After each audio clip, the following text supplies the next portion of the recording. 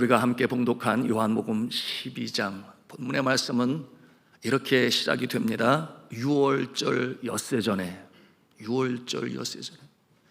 여러분, 6월절 그러면 제일 먼저 떠오르는 생각, 그림이 무엇입니까? 6월절 어린 양의 피 아니겠습니까? 여러분, 그처럼 애굽에서 노예의 모습으로 살던 그들이 출애굽하기 전에 하나님께서 명령을 하셨어요. 너희 집에 문설주에 어린 양의 피를 바르면 죽음이 피에 가리라.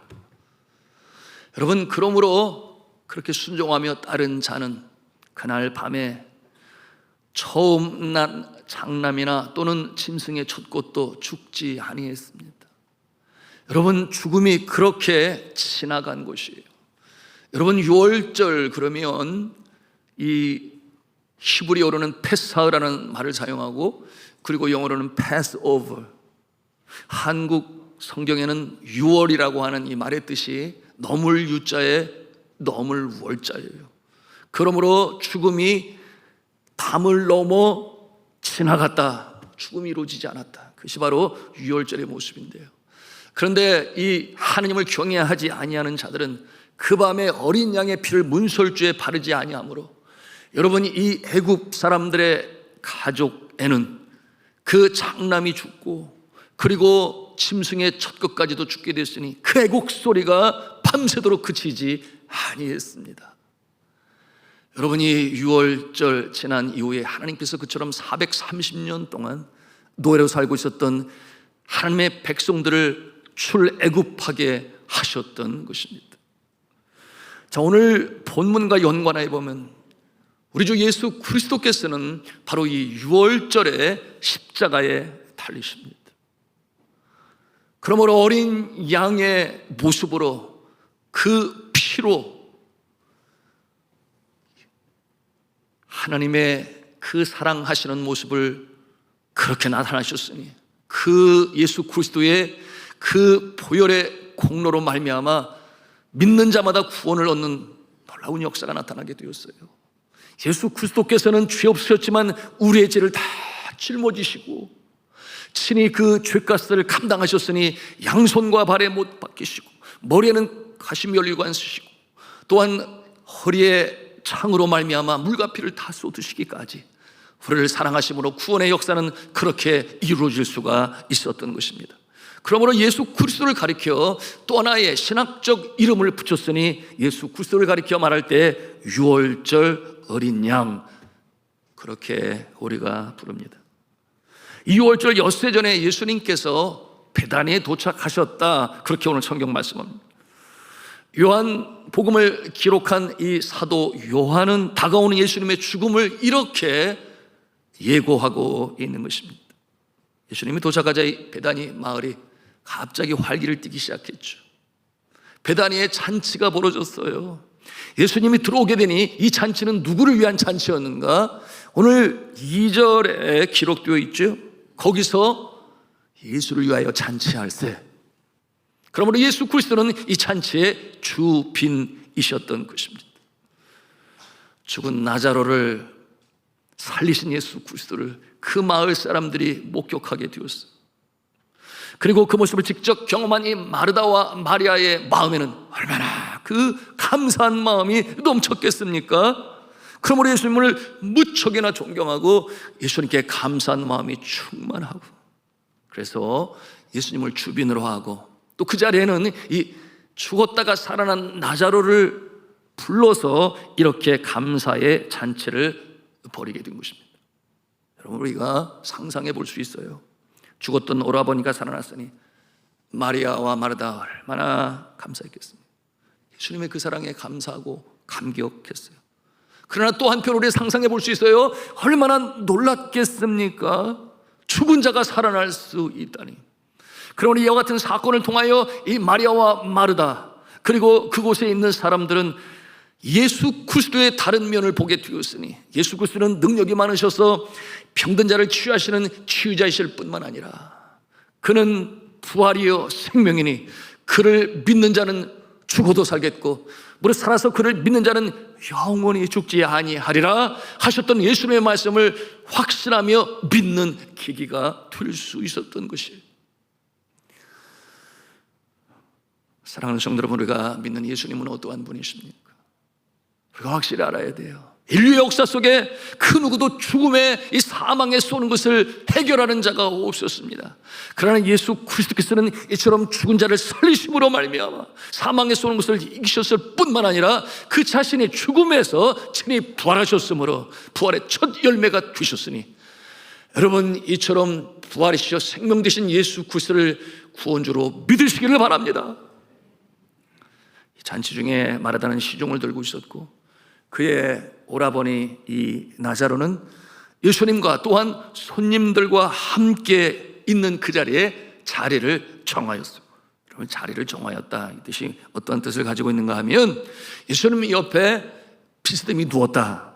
이스라엘 사람들은 이 잔치에서 먹을 때 이렇게 약간 비스듬히 누워서 그렇게 리클라이닝이라는 영어 단어를 사용합니다. 자, 이와 같은 모습을 보면 오늘 이 잔치의 자리에는 이 나자로의 집이 아닌 것을 알 수 있어요. 나자로가 초청을 받았다 그 말이에요. 그러니 아마도 넓은 집, 누구보다 예수를 사랑하는 그 누군가가 집을 공개하고 잔치를 벌여서 예수님을 초청하고 나자로도 초청하여 온 마을의 잔치가 되었음을 우리는 볼 수 있는 것입니다. 그런데 이때 놀라운 일이 벌어졌죠. 이 마르다의 여동생인 이 마리아가 대단히 비싼 향유, 곧 순전한 나드 향이라 그랬어요. 한 근을 가져다가 예수님의 발에 붓고 자신의 머리털로 예수님의 발을 씻는 일이 벌어진 것입니다. 오늘 한글 성경에는 순전한 나드 한 근이라 그랬는데요, 영어 성경에는 1파인트, 즉 1파운드다 하는 것인데요, 그러니까 약 450g 정도의 아주 값비싼 향유인 것입니다. 여러분, 이 향유는 얼마나 귀한 것인지 이스라엘 땅에서는 아예 구할 수가 없어요. 이 향유는 인도의 북부 지방이나 제가 살고 있었던 네팔의 그 히말라야 산지 깊은 곳에서 얻을 수 있는 아주 귀한 향수입니다. 제가 언젠가 성경 공부 시간에 이 순전한 나드 향에 대해서 이렇게 나누게 되니 성도님들 저한테 물으시는 거예요. 네팔에 있는 동안에 나드 향을 봤냐고, 그 냄새를 맡아봤냐고, 얼마나 향기가 좋으냐고. 근데 제가 미처 거기까지 관심을 갖지 못해서 나드 향을 보지는 못했어요. 그래서 또 다음에 네팔에 들어가면 한번 찾아볼게요, 나드 향이 어쩐지. 그래서 조금이라도 한번 구해 보겠습니다, 얼마나 향기가 좋은지. 여러분, 이 나드 향은 너무나 귀하고 귀한 것이었는데요, 그 가격이 얼마나 되었느냐? 300데나리온이다 그랬습니다. 여러분, 300데나리온 큰 돈이에요. 여러분 기억하십니까? 예수 그리스도께서 예수님의 말씀을 듣다가 그 날이 사흘이라 했으니 도시락도 다 떨어지고 배가 고파서 가다가 기진하여 주저앉을까 염려하셨던 예수 그리스도께서는 제자들에게 명하세요, 그들에게 먹을 것을 주라. 그런데 그 말을 듣는 이 빌립이 예수님께 뭐라고 말을 하는가 하면, 각 사람으로 조금씩 받게 할지라도 200데나리온의 떡이 부족하리이다. 그러니 5,000명이 조금씩 먹을 수 있는 양의 이 가격이 200데나리온인데 이 향수의 가격이 얼마라고 그랬어요? 300데나리온이다 했으니 큰 돈이죠. 여러분, 200데나리온이 영어 성경에 보면 half a year's wages라고 그랬어요. 반년 동안의 삭을 합친 것이 200데나리온입니다. 그러므로 300데나리온이라고 하는 것은 9달의 이 삭 또는 월급이라 할 수 있는데요, 오늘날 이 시대 시세로 보면 약 2천만 원에서 3천만 원 정도의 이 순전한 나드 향이었던 것이. 그런데 이 귀한 향의 옥합을 열어서 그 향을 예수님의 발에 부었다. 여러분, 이것은 정말 대단한 일인데 한편으로 우리 마음에 의문이지 않습니까? 도대체 이 귀한 향을 어디서 구했으며 또 왜 그렇게 값진 이 향을 예수님의 발에 부어야 했는지, 여러 가지 많은 의문이 우리의 마음에서 떠오를 수가 있습니다. 여러분, 문화적으로 볼 때 당시의 잔치집에서 이 향수를 뿌리는 것은 전통적으로 내려왔던 풍습이었어요. 잔치가 한참 흥겹고 고조에 달했을 때에 여러분, 이 잔치의 이 주인은 이 향유를 그 주빈의 머리에 이렇게 뿌려줍니다. 그러면 그 향이 그 온 잔치 집안에 가득해서 그들의 즐거움과 그들의 기쁨이 완전 절정에 다다르는 것이죠. 그래서 그 흥을 돋구는 일에 이처럼 이 귀한 이 향기가 좋은 향수를 사용하였던 것입니다. 그런데 제가 어렸을 때 참 잔치집 많았어요. 그래서 잔치국수를 참 많이도 먹었는데, 그런데 제가 기억하는 잔치집 안의 향기는 뭐 딴 거 아니라 막걸리 냄새가 얼마나 이 잔치집 안을 채웠는지, 그 막걸리 향기가 말이죠. 그걸 향기라고 표현해도 되는 건지는 모르겠지만 여하튼 그랬는데요. 저는 시를 참 좋아합니다마는 여러분, 지금은 고인이 되신 박목월 선생님, 그가 기독교인으로 개종했지요. 박목월 선생님이 쓴 시 중에 나그네라고 하는 시가 있어요. 구름에 달 가듯이 가는 나그네, 길은 외줄기 남도 300리, 술 읽는 마을마다 타는 저녁노을. 그랬는데 저는 이 술 읽는 마을이 어디 저 남도에 있는 줄 알았더니 나중에 시간이 지나고 보니까 저희 마을이 그렇더라고요. 술 읽는 마을 모퉁이만 돌아서면 그저 이 술 냄새가 솔솔 풍겨. 물론 그쪽이 곡창지대기도 하지만 여하튼 술을 담궈서 그 먹는 일이 그렇게 많았던 저희 마을은, 그래서 잔치날이 되면 그 뒤쪽 뒤란 뒤편에 가면은 큰이 막걸리 항아리들이 있는데 어린 나이에 친구들과 같이 그거를 재미삼아 마시다가 나중에 중심을 잃어가지고 집에 돌아오는데 논두랑길을 걷다가 이 중심을 잃어버리게 되니 그 칠흑당서부터 머리부터 그냥 완전히 떨어져가지고 얼마나 곤욕을 치렀는지 여전히 제 기억에 있는데요. 여러분이 순전한 나드 향이 이처럼 그 잔치집에 완전히 진동하게 되었습니다. 이처럼 향료가 복합되어진 이 향유를 사용하는 이스라엘의 전통은 본래 제사장의 성별 의식에서부터 비롯되었는데요. 시편 133편에 보면 하나님께서 그가 택하신 백성들에게 주시는 최고의 복, 최고의 아름다운 복의 모습이 나타나요. 거기에 이런 구절이 있는데 우리 시편 133편 1절부터 3절 말씀을 함께 읽겠습니다. 시작. 보라, 형제가 연합하여 동거함이 어찌 그리 선하고 아름다운가. 머리에 있는 보배로운 기름이 수염 곧 아론의 수염에 흘렀어. 그의 옷깃까지 내림 같고 헐몬에 있으리 시온의 산들에게 내림 같도다. 거기서 여호와께서 복을 명령하셨나니 곧 영생이로다. 아멘. 자, 이 보배로운 기름, 향기로운 기름, 무엇을 상징한다고 그랬어요? 하나님께서 주시는 최고의 복을 상징하는 것이 바로 이 보배로운 기름이에요. 그럼 어떻게 귀한 순전한 나드 향을 이렇게 450g이라고 그랬나요? 네, 이렇게 많은 향을 이 마리아는 준비할 수 있었을까요? 여러분, 이 이스라엘의 풍속이 있어요. 남자가 태어나면 나무를 심어요. 그래서 장가갈 때 그 나무로 집을 짓고, 딸이 나면 옥합을 사요. 그래서 여유가 있을 때마다 값비싼 향유를 사서 거기에 이렇게 재가는 거예요. 계속해서. 그래서 시집갈 때에 그 향유를 팔아서 살림 미천으로 사용하는 것이니, 오늘날 우리의 모습을 보면 여러분, 딸 이 다음에 시집가게 하기 위하여 금을 모아두는 어머니들이 있었어요. 그러니까 오늘날은 저축을 하겠지요.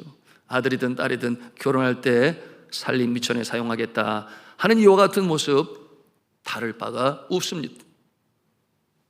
자, 그런데 마리아는 이렇게 귀하게 모은 이 향유를 예수님을 위하여 사용했던 것입니다. 그런데 놀라운 것은, 이해가 되지 않는 것은, 이 마리아는 그 향유를 예수님의 머리에 붓지 아니하고 발에 부었습니다. 그리고 자신의 머리카락으로 예수님의 발을 닦았습니다. 여러분, 이것은 아주 그 시대에 보기 드문 이상한 행위였죠. 당시 일반적인 상식과는 동떨어진 각별한 모습이었는데요. 왜 마리아는 그러면 그렇게 하였을까? 여러분, 이와 같은 모습은 그 시대에 팔레스틴 지방 건조한 그 나라에 손님들이 들어올 때 발에 먼지가 다 있지요. 그래서 주인은 손님을 영접할 때 이 물을 가져와서 발을 씻는 것이 바로 손님을 대하는 예우였던 것입니다. 그런데 이와 같은 모습은 보통 종들이 하는 일인데요, 물론 아주 귀한 손님이 올 때는 주인이 직접 그와 같은 일을 했어요. 이것은 곧 손님을 귀히 여기는 것이며 존중히 여기는 것이니, 여러분, 오늘 이 마리아는 예수 그리스도를 그처럼 존경할 대상이요, 사랑의 대상이요, 감사의 대상임을 이처럼 예수 그리스도의 발을 씻음으로 말미암아 표현한 것이니, 예수님은 가장 높은 자리에 올리고 자신은 가장 낮은 자리에 놓았던 것입니다. 그러므로 그 사랑과 감사를 표현했던 것이었으니 가장 겸손한 행위이며 또한 헌신의 모습이 있는 것입니다. 그런데 이와 연관하여 예수님께서 이런 표현을 하신 적이 있어요. 예수님께서 예수님의 제자들의 발을 씻기실 때에, 주여 어쩌자고 이러십니까? 하실 수 없나이다. 발을 씻고자 하는 예수님을 차마 그대로 하게 하실 수 없어. 베드로가 그렇게 말하니까 예수님이 뭐라고 말씀을 하셨는가 하면, 요한복음 14장 9절에 있는 말씀이에요. 뭐라고 했는가? 발만 씻어도 온몸이 깨끗하니라. 발만 씻어도 온몸이 깨끗하니라. 이와 같은 모습은 한 신학자인 라이트 푸트라고 하는 신학자에 의해서 이 마리아의 발 씻기는 모습을 이렇게 해석했습니다. 마리아가 예수님의 발을 씻는다고 하는 것은 마치 예수님의 온 몸을 씻고 있는 상징적 행위로 볼 수 있어야 한다. 이 여인의 겸손함과 헌신은 그녀의 자신의 머리털로 예수님의 먼지 덮인 발을 닦아냈습니다. 여러분, 유대인 사회에서 문화 가운데 이 여자가 이 머리털을 이렇게 풀어 헤치는 것은 그렇게 좋은 모습은 아니에요. 공개적으로 할 수가 없습니다. 그런데 이 여인이 이처럼 머리를 풀러 예수님의 발을 닦는다고 하는 것은 마리아의 헌신의 이 도가 최고에 달았음을 우리에게 보여주는 것인데요, 틀어놓고 머리를 푸는 행위가 어떤 면에서는 부도덕한 이 도덕적 해의 모습으로 그렇게 해석을 했어요. 여러분, 그러므로 이와 같은 모습은 이것은 너무나 지나친 것 아니야? 너무나 지나친 것 아니야? 곁에 있는 사람들이 그렇게 볼 정도였습니다. 그러나 여러분 보십시오. 마리아는 이러쿵저러쿵 하는 곁에 있는 사람들의 그 모습에 신경 쓰지 아니했습니다. 그 마음에는 자신의 오라비를 죽으면서 살려주신 그 예수님의 그 사랑의 은혜에 감사하는 마음이 넘쳤어요. 그런가 하면 자신을 새롭게 하신 그 예수 그리스도의 그 사랑에 또한 감사했습니다. 그러므로 거기에는 어떠한 꾸밈도, 어떠한 가장도, 어떠한 숨김도, 어떠한 수치도 없이 나의 중심을 주님 앞에 드려야지, 가장 낮은 자의 자리에서 가장 좋은 곳으로 주님을 높여야지. 이것이 바로 오늘 이처럼 자신의 머리털을 풀러 향유로 예수님의 발을 닦는 모습인데요, 여러분 본인 자신도 그 인생에 어려웠던 날이 있었습니다. 영혼의 캄캄한 밤을 통과할 그때에 좌절과 낙심과 근심과 염려, 죄의 모습으로 있었을 때에 구원받는 역사가 있었으니 예수 그리스도께서 이 여인을 그렇게 구원해 내셨던 것입니다. 여러분, 이 여인 마리아는 사람들로부터 손가락질을 받던 여인이었습니다. 또한 과거에 7 귀신 들린 때가 있어 몸도 마음도 병들어 있었던 여인이었어요. 완전히 패배한 인생의 패배자, 낙오자였던 것이었습니다. 그런 인생의 좌절과 아픔과 천대와 흑암에서 이 여인을 건지신 예수 그리스도, 그러니 예수 그리스도의 그 은혜와 사랑이 그 가슴에 사무쳤습니다. 그러므로 마리아의 심정은 오로지 감사가 넘쳤던 것이었어요. 사람들의 눈치와 상관이 없이 그처럼 솔직하게 마음 중심으로부터 주님을 사랑하는 것을 표현한 것이죠. 자, 사랑하는 성도 여러분, 정말 중요한 것이 무엇일까요? 주님을 사랑함에 있어서 사람들의 눈초리가 그렇게 중요한 것일까요? 마리아는 그러지 아니했어요. 여러분, 말씀을 드린 것처럼 곁에서 사람들이 왜 그렇게 비싼 향유를 낭비하느냐, 그렇게 그 향유를 다 쓸 수가 있느냐? 무익비와 같은 핀잔의 소리, 여러 가지 책망의 소리 분명히 있었을 것이에요. 그 중에 한 사람이 누구였습니까? 가룟 유다 아니었나요? 여러분, 이 가룟 유다는 도적이었죠. 여러분, 요한복음 12장 6절 말씀 우리 함께 보기를 원하는데요, 같이 읽겠습니다. 시작. 이렇게 말하면 가난한 자들을 생각함이 아니요 그는 도둑이라 돈꾀를 맞고 거기 넣는 것을 훔쳐가미러라. 그런데 만약 우리가 상상을 해봐요. 이 가룟 유다, 이 도적이 아니고 정말 신실한 주의 제자가 그렇게 말할 수 있지 않겠습니까? 아, 이것을 팔아서 가난한 자들 더 주면 더 좋지 않겠습니까? 이렇게 말할 때에 예수님께서 뭐라고 답을 하실 것 같습니까? 여러분, 예수님께서 뭐라고 말씀하시는지 그 내용이 오늘 8절에 있는 말씀이에요. 우리 8절 말씀 같이 또 읽도록 하겠습니다. 시작. 가난한 자들은 항상 너희와 함께 있거니와 나는 항상 있지 아니하리라 하시니라. 이게 무슨 뜻이에요? 이제 나는 너희 곁을 떠난다. 더 이상 이 향유를 나를 위해서 쓸 일은 오지 아니할 것이다. 예수님이 십자가를 바라보고 계신 거예요 지금.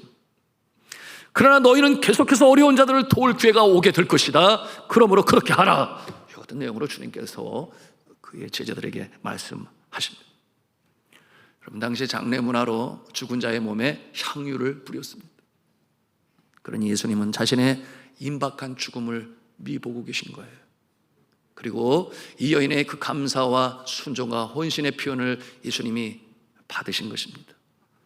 그리고 예수 그리스도께서 또 뭐라고 말씀하시는가? 우리 7절 말씀을 함께 보기를 원하는데요, 7절 말씀 같이 읽습니다. 시작. 예수께서 이르시되 그를 가만두어 나의 장래할 날을 위하여 그것을 간직하게 하라. 이 말씀을 통해서 우리가 발견하는 것은 459람의 그 향유를 다 크게 쓰게 하셨냐? 그렇지 않다. 남겨두라. 이렇게 또한 주님께서 말씀하셨습니다. 그런데 그 남은 그것을 팔아서 어디에 쓰는 것이 아니라 무덤에 장사 지낸 다음에 나의 시신에 그 향유를 부어라. 이와 같은 내용으로 주께서 말씀하신 거예요. 예수 그리스도께서는 6월절 엿새 전에 이미 십자가에 달려 돌아가실 것을 미리 그렇게 바라보시고 이와 같은 말씀을 통하여 예언하고 계시는 것이죠. 여러분, 우리는 안식 후 첫날 미명, 안식 후 첫날이라고 했어요. 안식 후 첫날이 바로 오늘 이 주일 아니겠습니까? 이 주일 새벽 미명에 아직 그 슬픔의 눈물이 눈에서 채 마르기도 전에 여러분, 예수님의 무덤을 찾아간 자들이 있었음을 우리는 성경을 통해서 기억합니다. 누구였어요? 그들은 예수님의 제자들이 아니었습니다. 두려움에 떨어 다락방에 숨었을 그때에 여인들이 있었어요. 여인들이 예수님을 찾아갑니다. 믿음에 있어서, 섬김에 있어서 이 여인들은 오히려 제자들보다 더 훌륭한 면이 있음을 우리가 발견해요. 여러분, 이처럼 향유를 들고 예수님을 찾아간 여인들 중에 바로 한 사람이 바로 이 마리아였음을 우리는 알아야 하겠습니다. 여러분이 예수님의 그 사랑과 자비하심을 잊지 못하여 끝까지 예를 지키며 그렇게 예수님에게 다가가서 이 향유를 부었던 이 여인, 여러분, 이 여인 마리아에게 어떠한 은혜가 임합니까? 예수님의 제자들보다 훨씬 먼저 부활하신 신령하신 예수 그리스도를 만나는 이 놀라운 축복의 역사를 그가 체험하니 무한 영광 아니겠어요?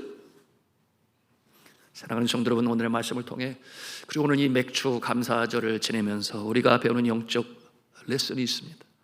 첫째, 그것은 우리 같이 한번 한음성으로 따라서 하겠습니다. 나를 구원하신 주님께 늘 감사한 마음을 가져야 한다. 그러시기를 바랍니다. 우리 모두는 예수 그리스도의 보혈로 말미암아 구원을 받았습니다. 여러분, 이 세상에서 가장 귀하고 크고 놀라운 복이 무엇이겠습니까? 바로 그것 아니겠어요? 우리 영혼이 구원을 받고 영생을 얻으며 이 땅에 살아가는 동안에 천국 백성으로 살아가 계시는 이 복, 이보다 더 큰 감사의 조건이 무엇이 있겠느냐? 우리 비록 우리의 겉모습은 세상 사람들과 다를 바가 없어요. 그러나 우리 속 사람은 달라요. 신분적에서 다릅니다. 여러분, 우리는 다른 사람들과 같이 아마도 주민등록증이라든지 대한민국 여권이 있겠지요. 그러나 우리는 또 하나의 시민권이 있으니 저 천국 백성, 천국의 시민임을 믿으시길 바랍니다. 예수를 믿는 자에게 주시는 하나님의 무한 은혜인 것이. 성경은 말씀합니다. 그런즉 누구든지 그리스도 예수 안에 있으면 새로운 피조물이라. 보라, 이전 것은 지나갔으니 보라, 새 것이 되었도다. 고린도서 5장 17절에 그렇게 말씀하지 않아요? 이 새로운 모습으로 살아가게 되니 여러분, 예수 믿기 전과 예수 믿은 다음의 모습이 어떻게 바뀌었습니까? 우리의 운명을 이끌고 나가시는 하나님을 체험하며 오늘을 살아가고 있습니까? 여러분이 하나님께서 우리의 구원주가 되시니 여러분 환난 가운데를 지켜보시고 밤에 달이 낮에 해가 상치 못하게 하시고 물 가운데 지날 때에도 풀 가운데 지날 때에도 함께 하시는 하나님. 그러므로 물이 너를 침몰치 못하게 하실 것이며 풀이 너를 상하지 못하게 할 것이다. 여러분, 지난 3년의 이 코로나 기간은 누구나 다 어려웠어요. 그리고 많은 사람들이 세상을 떠났습니다. 여러분, 저는 이 코로나 기간에 장례식장에 참여한 것이 세어보니 60번이 되었어요. 많이도 갔습니다. 그런데 이 장례식장에 가서 집례를 하고 또는 위로를 할 때 가장 가슴 아픈 때가 언제였는가? 어머니가 돌아가셨는데, 아버지가 돌아가셨는데 코로나로 돌아가셨어요. 끝까지 이 장례의 예를 갖추어야 되는데 그러지를 못했어요. 허락을 하지 아니했습니다. 그 같은 모습을 바라볼 때 함께 울었어요. 그런데 여러분 보십시오. 여러분이 지금 이 자리에 있습니다. 여러분이 맥주 감사절을 지키며 주님 앞에 감사의 예배를 드려요. 여러분, 하나님께서 여러분을 살려주신 것 아니겠습니까? 여러분 살려주신 이유가 무엇일까요? 여전히 주님께서 기대하시고 원하시고 바라시는 아직 이루어지지 않은 사명이 있기 때문에 그 일을 이룰 때까지 주님께서 우리를 살려주시고 지키시고 보호하셨는 줄로 믿으시길 바랍니다. 우리가 감사할 수 있어야 돼요. 또한 사망의 음침한 골짜기로 다닐지라도, 여러분 누가 사망의 음침한 골짜기에 들어가기를 원하는 사람 한 사람이나 있어요? 없어요? 그런데 어느 날 보니 내가 그 안에 들어와 있는 그 모습을 보고 당황해하고 불안해하고 두려워합니다. 내가 왜 이와 같은 상황에 이르렀을까? 그러나 그와 같은 상황께서도 해를 두려워하지 아니할 것은 주께서 나와 함께 하심이라. 주의 지팡이와 막대기가 나를 안위하십니다. 이와 같은 믿음을 가진 자, 고백을 하는 자, 주님께서 지켜 보호하시는 줄로 믿으시기를 바랍니다. 이것보다 더 큰 감사가 있겠느냐, 그 말을. 마리아는 알고 있었죠. 그래서 감사했죠. 오라비를 죽음에서 생명으로 살려내신 예수 그리스도, 그리고 인생의 밑바닥에서 그처럼 건져내시고 귀신을 쫓아내시고 그 예수님의 사랑과 자비가 눈물겹도록 감사했어. 그가 드릴 수 있는 가장 최고의 것으로 내가 가지고 있는 것이 무엇일까? 주님 앞에 드릴 수 있는 최고의 것이 무엇일까? 그래서 순전한 나드양 450g을 그렇게 주를 위하여 드리기로 작정했던 마리아예요. 주저하지 않았어. 그런가 하면 두 번째로 우리가 배우는 영적 교훈이 있는데요, 우리 같이 한번 한 음성을 하겠습니다. 우리 모두는 마리아와 같이 주님께 최고의 감사를 드려야 합니다. 예, 주님께 최고의 감사의 표현. 어떻게 감사의 표현을 할 수 있을까요? 최고의 드림은 헌신이겠지요. 헌신, 글자 그대로 몸을 드리는 것입니다. 생각해 보십시오. 값비싼 향유, 오랫동안 모은 것 아니겠습니까? 그리고 그것을 사서 모을 때마다 마음에 기쁨이 있지 않았겠습니까? 앞으로 정말 중요한 일에 팔아서 사용할 살림 미천이에요. 남들이 보면 이해가 안 돼서 구설수에 오를 수도 있는 일이에요. 왜 그걸 다 바쳤네, 정신이 나간 것 아니에요? 이와 같은 생각 가질 수도 있습니다. 그러나 이는 그처럼 사랑하는 누군가를 위해서 모든 것을 기꺼이 다 드리고자 하는 그 마음에서 주님 앞에 드린 것입니다. 우리가 어떻게 이 헌신을 이해할 수 있겠어요? 사랑으로 자녀를 키우는 어머니의 마음은 좀 그런 마음이 있지 않을까 생각을 해봐요. 모든 것을 다 주고도 달라고 그러면 더 줄 것이 없어서 마음 안타까워하는 어머니의 마음. 근데 요즘에 텔레비전을 보니까 그게 아니더라고요. 세상에 그렇게 비인간적인 일들이 일어나더라고요. 그게 어머니입니까? 그러나 사랑하는 성도 여러분, 우리 예수 그리스도의 사랑은 변함이 없으세요. 우리를 위하여 그 몸, 십자가에 달리셔서 물가피를 따신 예수 그리스도는 우리를 사랑하시되 어제나 오늘이나 영원토록 변함없이 우리를 사랑하시니 천국에 들어가는 그날까지 우리를 지키시고 보호하시고 사랑하시는 주님이신 줄로 믿으시길 바랍니다. 우리가 이 십자가를 바라보고 묵상할 때마다 우리의 마음은 두 가지 생각이 떠올라야 돼요. 첫째는 내가 대신 달려서 죽을 저 십자가에 예수님이 대신 날 위하여 달려 돌아가셨구나. 그러니 너무 죄송하다, 너무 미안하다, 이와 같은 마음이 우리 마음에 일어나야 돼요. 그런가 하면 두 번째로는 너무 감사하다, 영원히 죽을 수밖에 없는 주인인데 주님께서 나를 위하여 십자가에 달려가시고 나를 구원하셨으니 천국 백성으로 살게 하실 뿐만 아니라 이 생에 살아가는 동안에 지켜보아주셔서 너무나 감사하고, 또한 저 하늘나라에서 영생 복락을 허락하시니 너무나 감사하다. 이 죄송한 마음과 감사한 마음이 우리 마음에 늘 있어야 되는데 여기에 대한 반응으로 우리의 자세는 어떠한 모습이어야 하겠습니까? 나도 주를 기쁘시게 해야지, 나도 주를 기쁘시게 해야지. 이와 같은 다짐과 결단이 오늘 이 맥주 감사절 여러분의 마음에 일기를 주님의 이름으로 축복합니다. 여러분, 그런데 어떻게 기쁘시게 하겠습니까? 그것이 바로 주를 위한 헌신이죠. 나를 위해 생명을 주신 예수님의 사랑에 감사하고 감격하여 나의 몸을, 나의 시간을, 나의 물질을, 나의 재능을, 그리고 기꺼이 생명까지도 드리고자 하는 이와 같은 마음 우리가 가져야 합니다. 여러분, 이와 같은 모습은 오늘 이 시대에 예수 그리스도 피로 값주고 사신 교회, 주의 몸된 교회를 위하여 봉사합니다. 수고하십니다. 직분자의 모습으로 섬깁니다. 이와 같은 드림을 통해서 나타납니다. 또 그런가 하면 주를 위해 사랑하는 가족, 고국의 품을 떠나서 먼 나라 나그네의 모습으로, 물이 다르고 언어가 다르고 평생을 살아도 이방인의 모습으로 그곳에 살아요. 그러나 주저하지 아니하고 선교지로 떠나는 이 선교사의 그들의 어린 자녀들의 모습이 바로 또한 그와 같은 모습이라 할 수 있겠습니다. 과거에 미국이 신대륙으로 발견되어 유럽인들이 정착을 하면서 그곳에 살고 있는 많은 인디언들이 죽었어요.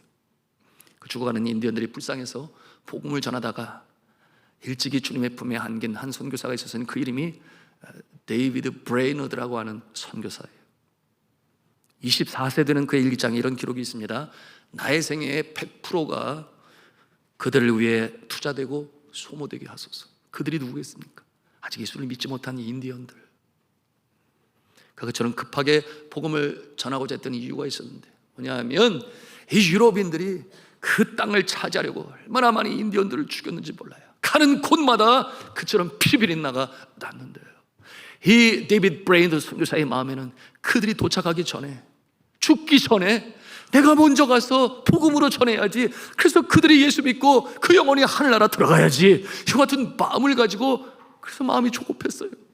그래서 그 군사가 그곳에 이르기 전에 먼저 가야 했으니, 그러므로 가서 복음을 전할 때에 많은 영혼들이 주님이 돌아오는 모습을 보게 되었으니 잠시도 쉴 수가 없었습니다. 그러므로 그렇게 늘 쉴 틈 없이 복음으로 증거하게 됐는데, 그러다 보니 이 몸이, 건강이 극도로 악화되었습니다. 네 번째이자 마지막 여행이 그 약한 육체에 너무나 무리를 가하게 되었는데요, 그는 폐렴으로 몸져 눕게 되었습니다. 사역 5년 만에 그의 사랑하는 연인 제루사, 이 제루사의 극진한 간호에도 불구하고 그는 1747년 10월 9일 그곳에서 주님의 품에 안겼습니다. 그때 그의 나이가 몇 살이었는가? 29살 청년이었습니다. 아메리카 인디언들이 무시 죽어가는 모습을 가만히 볼 수가 없어서 말을 타고 가서 복음을 전했습니다.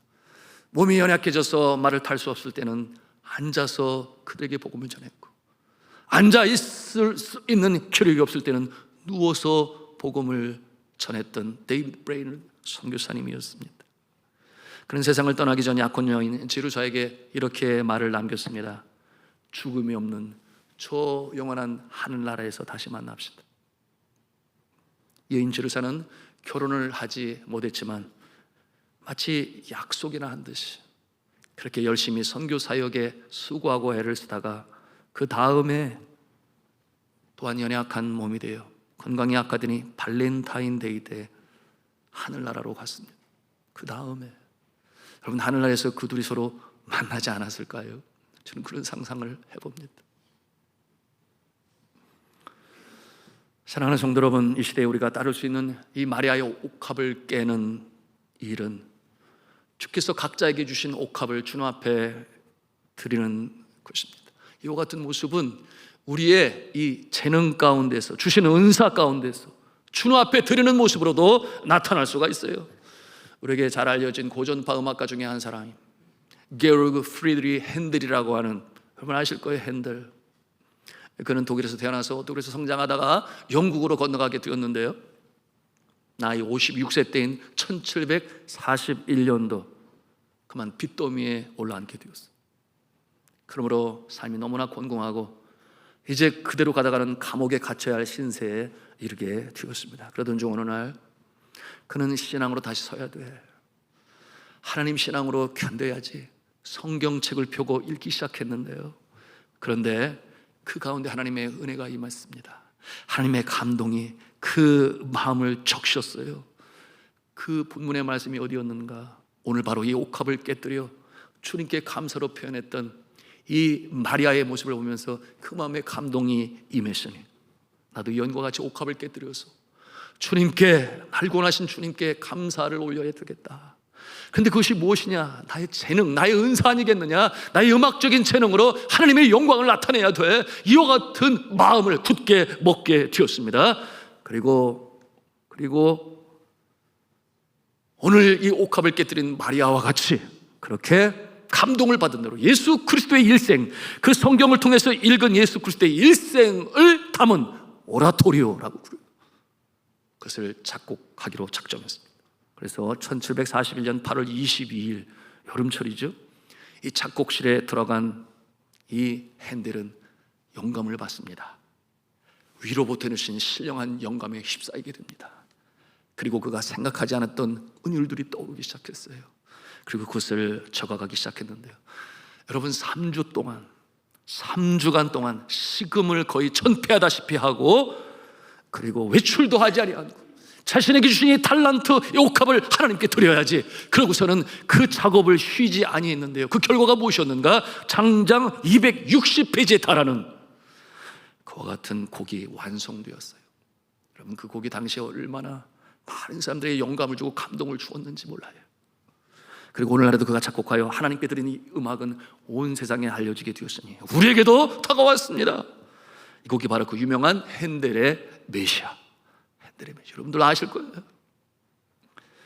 1742년 4월 13일 초연을 연주할 때 제44번 합창곡 할렐루야가 울려 퍼질 때 그들 중에 청중에 한 사람이었던 이 조지 2세 황제가 자신도 모르게 감동을 받아서 벌떡 일어나게 되었으니 옆에 있는 신하들과 사람들이 그것을 보면서 가만히 앉을 수가 없잖아요. 모두가 다 함께 일어나서 감동 가운데 그 찬송을 듣게 되었는데, 그 이후로 전통이 되어서 지금도 핸델의 메시아 할렐루야 이 합창곡이 울려 퍼질 때는 다 같이 일어나서 주님을 생각하고 묵상하고 감사하는 그와 같은 모습이 전통이 된 것입니다.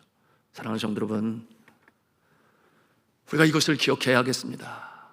우리를 구원하시고 사랑하신 하나님께서는 우리의 감사를 받으시기를 원하시고 우리의 예배를 받으시기를 원하시니, 내가 이 백성을 지은 것은 그들로 하여금 나를 찬송하게 하려 함이라. 여러분, 우리의 이 감사, 우리의 드림, 우리의 이 경배는 여러분 우리가 가장 귀히 여기는 옥합을 깨뜨려 주님 앞에 드릴 수 있어야 되는데, 말씀드렸어요. 우리의 시간일 수 있고 우리의 재능일 수도 있고 우리의 물질일 수도 있고 주님 앞에 봉사하는 모습이 될 수 있겠습니다. 그리고 때때로는 생명일 수도 있어요. 그 모습을 통해 주님께서는 영광을 받으십니다. 그리고 그와 같은 자에게 하나님께서는 복을 주시는데 어떠한 복을 주시는가? 오늘 마지막 성경 구절이 되겠는데요, 14장 9절 말씀을 우리 같이 읽도록 하겠습니다. 시작. 내가 진실로 너에게 이르노니 온 천하에 어디서든지 복음이 전파되는 곳에는 이 여자가 행한 일도 말하여 그를 기억하리라. 예수 그리스도께서 이 여인을 복 주십니다. 오고 오는 세대에 2000년이 지나는 이 시대 속에서도 이 여인의 모습을 우리가 함께 이렇게 나누며 그 은혜를 기억하고 주 앞에 감사가 무엇인가를 배우지 않겠습니까? 제 말씀을 맺습니다. 맥주감사절입니다. 날 구원하신 주님께 감사하고 나에게 주신 재능에 대하여 감사하고 또한 주의 나라를 위하여 수고하고 봉사하는 이 모습을 통해 우리는 주께 감사를 표현할 수 있는 것입니다. 성도로서, 주일학교 교사로서, 그런가 하면 성가대원으로, 찬양 인도단원으로, 또한 중보기도단원으로, 구역장님으로, 또한 사랑의 봉사단원으로, 전도단원으로, 찬양 인도단원으로, 취직회 부차장으로, 그런가 하면 남녀선교회 임원으로, 권사의 안수집사의 당회원으로, 그리고 선교사로, 교역자로 우리가 주를 섬기는 이와 같은 모습은 주님이 기뻐 받으시는 옥합이 되는 것이니, 이와 같은 모습으로 주님께 감사하심으로 주님을 기쁘시게 하며 여러분의 삶에 아름다운 축복의 역사가 나타나 승리하는 인생, 감사한 인생, 좁은 길 걸으면서도 하늘 찬송을 부를 수 있는 여러분, 저와 여러분의 모습이 다 되시기를 주는 주 예수 그리스도의 이름으로 축원합니다.